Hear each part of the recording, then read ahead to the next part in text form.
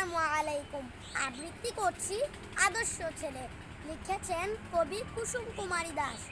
আমাদের দেশে হবে সেই ছেলে কবে, কথায় না বড় হয়ে কাজে বড় হবে। মুখে হাসি বুকে বল, তেজে ভরা মন, মানুষ হইতে হবে এই তার পণ। বিপদ আসিলে কাছে হও আগুয়ান, নাই কি শরীরে তবু রক্ত মাংস প্রাণ।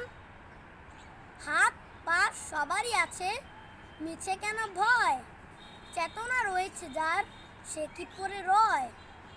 সে ছেলে কে চায় বলো, কোথায় কোথায় আসে যার চোখে জল, মাথা ঘুরে যায়। সাদা প্রাণে হাসি মুখে করো এই পণ, মানুষ হইতে হবে মানুষ যখন।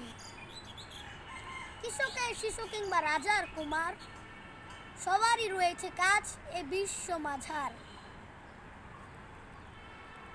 হাতে প্রাণে খাটো সবে, শক্তি করো দান, তোমরা মানুষ হলে দেশের কল্যাণ। ধন্যবাদ।